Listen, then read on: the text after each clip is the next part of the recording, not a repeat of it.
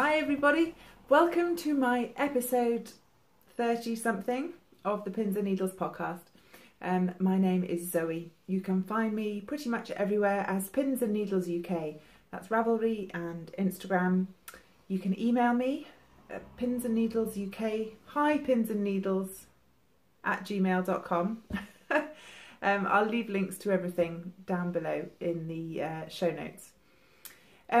I wanted to say a big welcome to all of my new viewers. I've had quite a bump in numbers over the last week or two. And of course, a warm welcome back to any of my regulars. This, as you can see, is a slightly different sort of episode. Partly because I've had so many new subscribers, and partly in an attempt to cover up the fact that I have almost no knitting to share with you this week, I thought I would do a question and answer episode. I always enjoy Q&As on other people's podcasts, and I thought this perhaps might be a good opportunity to have one on my podcast so that all of you new bugs can find out a bit more about me. So I put up a post on my Instagram feed, just sort of saying, has anyone got any questions? Leave something in the comments below. And I've got 9 questions-ish to get through. You'll have to excuse me looking like I look. Normally I make a bit more of an effort, and as you can see, I'm podcasting in a different place today. I'm on the end of my sofa. I normally podcast over there in front of the fireplace, but I have a second-hand wardrobe right in the middle of my normal shooting zone. And I'm having to do this on a Friday evening. Normally I record during the day, but this week has somewhat gotten away from me. So I'm on the end of my sofa today, and if you can hear a gentle snoring, that would be Jim the dog. Can you hear him? Maybe? I'll try to show you. He is keeping me company today. There he is. Hey Jim, you going to say hello to the viewers? Jim, what you doing, Jim? Oh, he's sleepy. We did have a very long walk the other day. Okay, so I have a bottle of cider, and maybe we'll crack right on. As I said, I'll work my way through my list of questions. If I'm honest, I'm not going to get around to doing proper show notes this episode. I'll make a note underneath of things that I mentioned, but there's not going to be big fancy links. It's going to be a bit brief. So if anybody has any burning questions, do chuck me an email or send me a direct message on Ravelry or Instagram. Okay, first question from Jenny of Owl About Yarn. What is one fibre festival worldwide that I would like to attend? Good question, and I am going to slightly cheat. I wouldn't pick a fibre festival as my one worldwide knitty event, much as I'd love to go to Rhinebeck or Stitches West or something like that. Yarn festivals are yarn festivals. They've all got their own characteristics, and obviously going to one in a foreign country, it would be very different, but they all sell yarn. What I would love to do is go to Iceland. I can't remember who organises them, but there are 2 knitters. I'm sure at least one of them is a designer, and you book a holiday, and it's sort of 10 days or 2 weeks, and you go to Iceland. Or is it Greenland? Can you tell I haven't done any prep? Says the lady with no makeup. I'm pretty sure it's Iceland. And you see the sights and you go wandering around and you get to do knitting and generally have a lovely time. So that's what I would pick to do. And obviously I would take you with me, Jenny. So knitting holiday in Iceland or Shetland Wool Week. It is such a long way to go, but it would just be so much fun. And you'd get to meet everyone from all over. I've spent a month in the Outer Hebrides in Scotland. When I was an undergraduate, I was studying medieval history and archaeology. And I spent a month on a Viking dig in South Uist. and the Outer Hebrides was gorgeous. I know Shetland is very different, but it's similarly wild and far-flung, so maybe Shetland Wool Week, we'll have to see. That might be a bit more doable. My second question is from Dave's Gym, and Dave's Gym asks, who is the most ridiculously handsome man in the world? P.S. This is not your husband. Yeah, that's my husband. And my response remains the same as it did on Instagram. The most ridiculously handsome man in the world is, of course, Gerard Butler. I'm sorry, we've been married 20 years now. It's time to move on. Question number 3 from Ravenclaw Rachel. Hi, Rachel. When did you start knitting and what motivates you? Good questions. My grandma taught me to knit. I remember I was about 7 or 8. And it was when we lived in Welwyn Garden City, which isn't far from London. And I remember her teaching me to knit, and I started off with a garter stitch scarf using all of her scraps. And I remember knitting it and knitting it and knitting it and getting bored and then changing colours. And I think it must have been in the winter that I learned, because I decided that this scarf was going to be for my dad. And I distinctly remember giving it to him and watching him wear it to work the next day. And he had a navy blue coat and a hat. And he got this scarf and he went all like this, and it barely reached around the front of his neck. So he had to tuck it in and zip his coat right up to his chin. And off he went to work with my scarf. So yeah, I'm 38, so that was 31 years ago now. So it was my grandma that taught me to knit. When I got back into knitting as an adult, that would have been about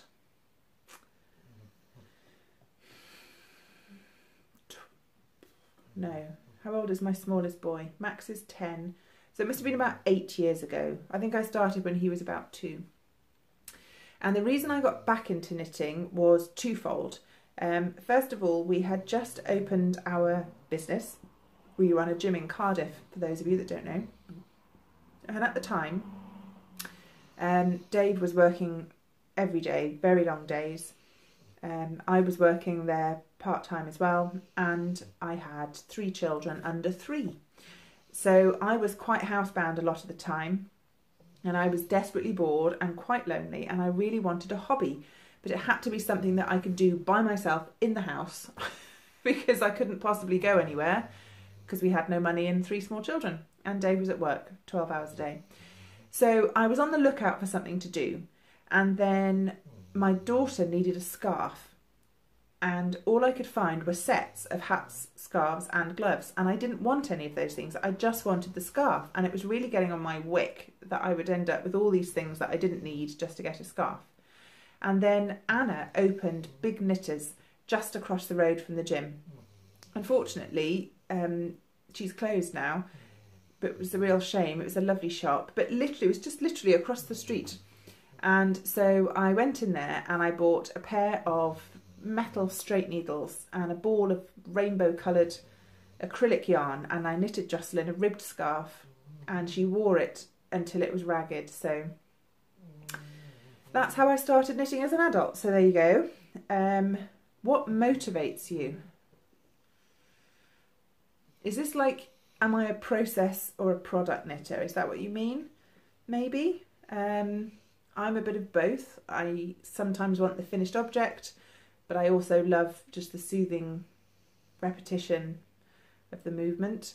I'm also motivated by the fact that when I'm knitting and when I'm involved in the crafting community, like you guys or going to shows, everybody knows me first.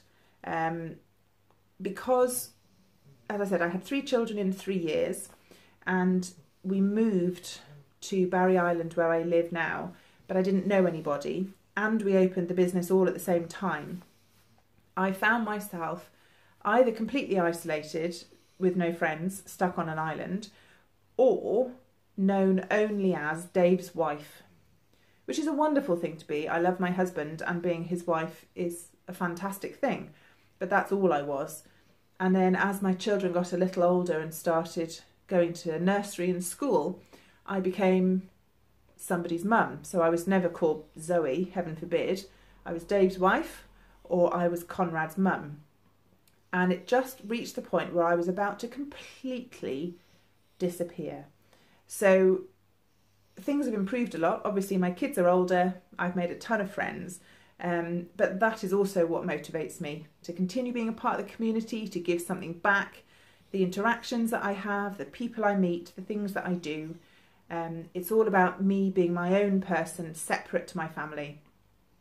So yeah, that's a big part of what I do as well. Next question from Tathyn Bryn. Hi Ellie.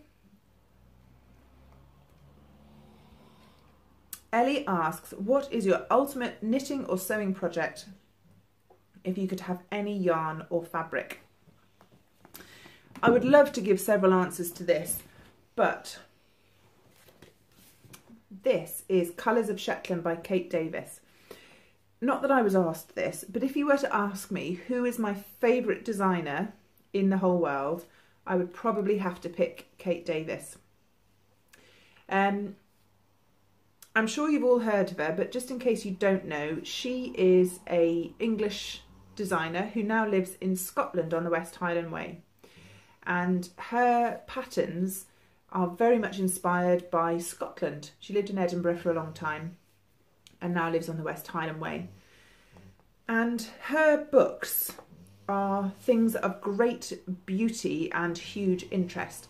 So even if you are never tempted to knit any of the patterns that they contain, she has so many lovely articles and beautiful photographs in them. And this was the very first one of her books that I bought. And at the time, the designs in here were beyond my skill set. But now, I'm definitely up for the challenge. So I would like to knit every one of Kate Davies's designs ever designed. But what I would most like to knit, there we go, is the Scatness Tunic, which is this pattern here. So it's basically a short-sleeved, slightly A-line cardigan. It's got corrugated ribbing and a Fair Isle yoke. And you can't quite see it in that pattern, but it does have Dorset buttons in. And that's one of the workshops that we're offering on the Knit Tea Retreat.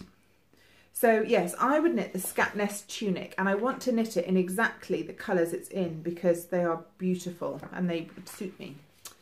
So it is knitted in Jamieson & Smith 2-ply jumper weight, which is 100% Shetland wool, and it uses 1, 2, 3, 4, 5, 6, 7 different colours. I don't want to give the, hang on a sec, let me cover this up so you can't see the instructions.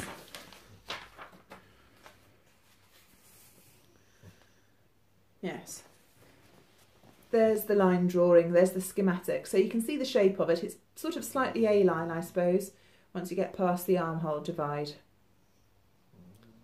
So yeah, I would knit the Scatness Tunic. I was wondering, depending on finances, Jenny and I are off to the Edinburgh Yarn Festival next year in March, and it's rather handily around the time of my birthday. So depending on how things go, I might save up some money and maybe buy the yarn to make the Scatness Tunic next year. Right, who's next? Oh, ginger.bread_girl. Hello. And she asks, if money was no object, what pattern or yarn would you buy? And if I'm ever in South Wales, can we meet for a coffee and a knit? I'm going to say yes to the second question. I'm always up for meeting and chatting and knitting, but I don't drink coffee. I have never drunk a cup of coffee. It's disgusting stuff and I hate it. If I accidentally have a mouthful, every hair on my body goes, oh, and I have, no. So no, I will never drink coffee with you, I'm sorry to say. Very happy to have a cup of tea. If money was no object, what pattern or yarn would you buy? I think I've kind of answered that. I think it would be the Scatness, Tunic and yarn. I am finding that my tastes are changing in yarn. When I first started knitting, I built up a stash over time, and I still love all the yarn that I have. I'm working through my stash. Excuse me, this cider is making me hiccup. But I'm finding now that I'm more drawn to slightly more rustic British yarns. I do still love indie dyers. I will always buy indie dyed yarn. But certainly in terms of garment making, I'm perhaps refining my taste a little bit. So a garment quantity, I'd be looking at Jamieson and Smith or something similar. Thank you for your question. Oh, next up, I'm not sure how you pronounce this. In my head, I say your name as Smorect. It's S-M-O-O-R-E-C-T. You know who you are. We chat all the time on Instagram. And you ask, what is your favourite family meal to cook? What is your favourite meal to order out? My favourite family meal to cook. I have to confess, I don't particularly enjoy cooking. I do it a lot. I cook every day from scratch, or my husband does, but I do most of the cooking because he works more evenings than I do. So I'm not sure if I've talked about this before on the podcast. Maybe it was just on Ravelry, but I'm quite an organised person, and I have a lot of children and a very busy life. So I plan out the weekly meals, and I look at my diary to see if I need slow cooker meals or if someone's coming to tea. I look in my freezer and in my cupboards to see what I've already got, and I use all of that information to plan the week's meals, write a shopping list, and then I order it all online.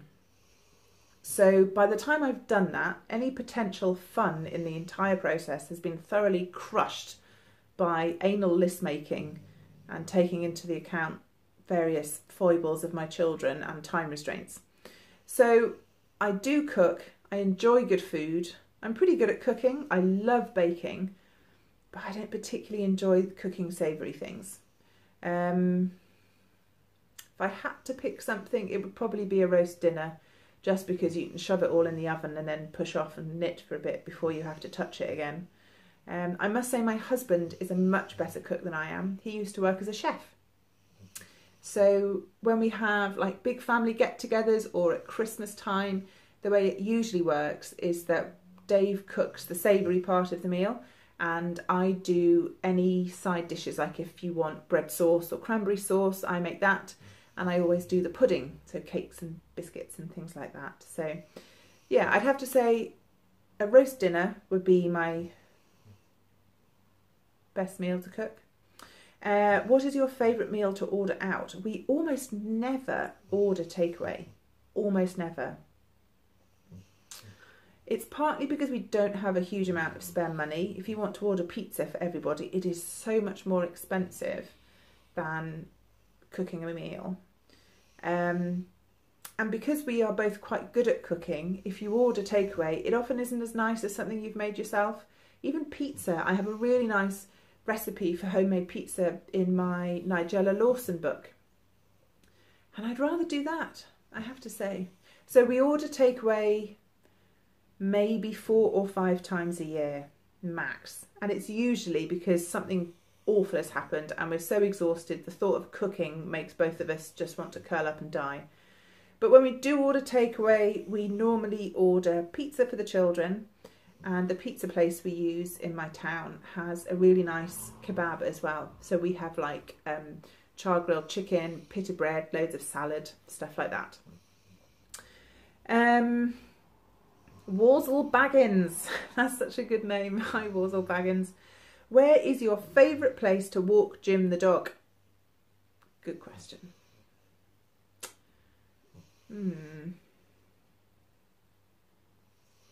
It's not a terribly exciting answer, but I'm going to have to go with Barry Island, where I live.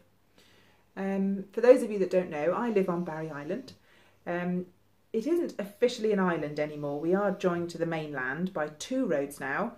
the second road was built last summer, I think it finally opened, and that was a big hoo-ha locally. They finally have 2 roads to get off the island. So yeah, I live on an island. We're just west of Cardiff. We're about 12 miles west of Cardiff in the Vale of Glamorgan. And where I live is stunningly beautiful. If you are new to my channel, go and have a look at some of my design notebooks, my designer notebook vlogs, and I show you a bit of the island where I live. So I walk Jim the dog every day down to the beach. We have 3 beaches on the island. Can you hear me talking about you? Jim the dog. And he is a black Labrador, as you saw, so he loves swimming in the sea, he loves digging holes and chasing tennis balls, and also, as well as being very beautiful and very familiar to me, and I am a creature of habit, it's very safe. So in the UK, you don't have to keep your dog on a lead at all times. I know it's a bit different in the States, I think. But apart from the main beach in the summer, dogs are allowed to be off lead everywhere else. Obviously, if I'm walking him along at the side of a road, he is on a lead, but when it's safe to do so, I do let him off. And he really enjoys his freedom. So he runs around and smells things and generally has a wonderful time. And because I walk 1 or 2 routes very regularly, you get to know other dog walkers and other dogs, and he sees his friends. So I'd have to say Barry Island. I think probably his favourite walk, he does love the beach, but he also likes walking the kids to school when it's bin day, because then you can walk down Phyllis Street and it's lined with black bin bags, which are just wonderful to smell. So it's probably his favourite walk is Phyllis Street on bin day. Right, we've got 2 questions left. This is really good cider, by the way. Old Moot cider, established in Nelson, New Zealand. Summer berries. There you go. Dave bought this for me from the corner shop. I've got 2 bottles left in the fridge, and I thought maybe I should record this before I get to the second bottle. Okay, next question from _love_Sue. Hey Sue. What is your ultimate design goal?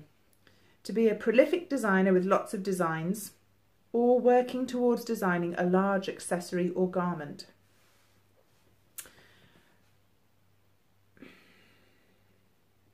That's an interesting question, and it's something I've been giving quite a bit of thought to.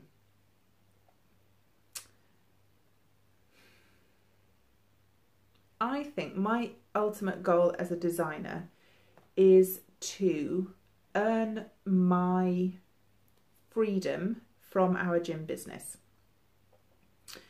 I enjoy working in the gym. I do quite a few shifts in the week, and then I do sort of paperwork stuff at home. And we have a lot of friends there. We have people who've been training with us or working out of our business for years, and they will always be my friends, and it's a brilliant place to work. But it's not my dream. It's never been my dream. It's always been my husband's dream. And in terms of working alongside family life, it's been absolutely wonderful. It's fitted in so well in so many ways. It's been a lot of hard challenges. But I've spent the last 10 or 11 years devoting as much of my non-child rearing time as possible to running this business. And although I'd always like to be a part of it, I don't want to have to be a part of it. So I would say my ultimate design goal is to earn enough of an income that I can pay somebody else to work my hours at the gym. And then I can just swan in a couple of days a week and have a workout and tell people what to do and how well they've done, and then go home again and keep knitting. So at the moment, again, if anyone is new, I have so far released 2 designs. I released my Beach Hut Socks pattern last summer, and I released my Jackson's Bay Cowl pattern in November. And I've got 2 more designs on the go and plenty more in my head. At the moment, they're mostly accessories. I'm not sure I'm quite up to the task of designing a very fitted garment. Like, I'd be up for designing like an oversized baggy poncho or big sweater, I don't think I've got the skills yet for a fitted set-in sleeve sort of job. I've got a shawl design in my head. I've got the yarn, so I'm going to give that a go as well. But I think probably I'll be more of an accessories designer. I can't see me producing garments in a huge range of sizes. Never say never, you never know. But yes, I think ultimately earning enough money from knitting related activities, either design or from running knitting retreats with Jenny, possibly going into teaching if my skills develop a bit more. So yeah, that's my goal, to earn a solid part-time income from various yarny things, to earn my freedom from the gym business. Good question. Last one, and this is from summer.sue. Another Sue, hiya. Weirdly awkward question. There is a lighter strip on your green wall just to the right of your armchair. What is it? I cannot unsee it. This made me laugh. As I said, I don't normally podcast on the sofa. I sit on an armchair on the other side of the room just by the fireplace.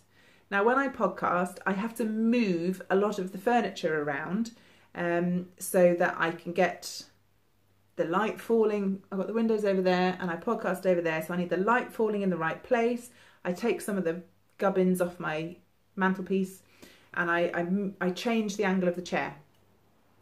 And I've got a blanket box in the middle of the room that I prop an IKEA step stool on, and then I have my mobile phone on one of those, I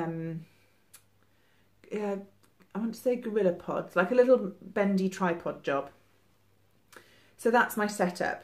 So normally the armchair's in a different position, and one edge of it is against the green wall. And I think that lighter strip is where the armchair rubs against the wall when the children throw themselves into it and it smooshes back against the wall. So I think it's made a smooth patch in a stripe and it reflects the light from my light box. And that's the lighter patch. So now you know, and I'm going to feel really awkward now. I've got one of those scrubby melamine blocks. I might have to give it a going over and see if I can stop it being shiny. Sorry, Sue, there's not much I can do about that. So there we go. That was all of my questions. So thank you very much to everybody that left me a question. If anybody has any other questions, or if you think this was interesting and you'd like me to do it again from time to time, do let me know. Either leave a comment down below or send me a message. I could do a little bit of life update chat if you've got a bit more time. What are we up to? 28 minutes. I could fill a few more minutes. I could. So, do you remember, it might have been the last episode, in the chat section at the end, I mentioned how that we had a small electrical fire in my junction box in the house. Well, that was sorted. This last week's disaster has been an indoor water feature in my kitchen. So I was at work. This always happens when I'm at work, and poor old Dave's here by himself. And he rang me up, and there was a leak from our toilet upstairs. Fortunately from the cistern and not from the bowl, so it wasn't, you know, nasty. But we had water pouring through the ceiling. And we live in a big old Victorian semi-detached house. And much as we love our house, it's not in the best decorative state. The front room is one of the few rooms that actually is presentable, which is why I record in there and nowhere else. And we've recently repainted the kitchen. So it all got re-skimmed. We painted the ceiling and the walls. Dave did the kitchen cabinets. It was finally looking really smart. And then the toilet leaks and there was literally water pouring through the ceiling. So yeah, he was really angry. But luckily he managed to go to a plumbing supply shop. Excuse me, this cider, I shouldn't be drinking cider if it makes me burp on the podcast. Anyway, he went and bought a new widget and replaced the widget in the toilet cistern, and that's sorted now. And I don't think the ceiling's damaged. We'll repaint it when it's all dried out, but it was fine. So we've had fire, we've had flood, And next time we speak, I'm expecting to report back with maybe pestilence or a plague of frogs. So watch this space. My 2 eldest kids, Conrad and Jocelyn, have been involved in a school production. Jocelyn has always loved dance and drama and singing, and she's done quite a lot of amateur dramatics. But this was her first year at secondary school, so she was getting involved in a school show on stage. And Conrad is quite technically minded, so he fancied having a go at behind the scenes. So he was doing lighting and sound, things like that. So they've had, well, they're out doing their final performance now. My mum and dad are watching them at the show tonight. But I went Wednesday night with Max. Dave went Thursday night with Max. And it's a really late night. We've been getting back at 10:15. By the time we've poked all the children through the shower, it's about 11:30. And our day starts at 5:30 in the morning most days, so we are pretty hanging. Again, that's why I look like this. I couldn't even face putting on eyeliner and mascara for you. It's a miracle I'm dressed, to be perfectly honest. So it's been a really good week. No more leaks. And the children were great in the show. I really enjoyed watching that. There hasn't been a great deal of time for knitting, which is partly why I've done this Q&A. The only things I have been working on, because I was getting a bit distracted, I've been knitting my mum's Christmas shawl. So I can't show you that because I know she watches. I'll record a bit of video of it before I give it to her. And I've also been working on my next design, which also I can't show you because it's kind of super secret. Although I must admit, it has been kicking my backside, that design project. I don't know if it's just that I've been so tired I can feel my own eyeballs, but there's one bit in the design where I need to rearrange stitches on needles and move the start of the round, and I really ought to be able to just think and come up with a solution, but I can't. I actually have to knit to that point every time for every size to work it out because my poor tired brain can't wrap my thoughts around it.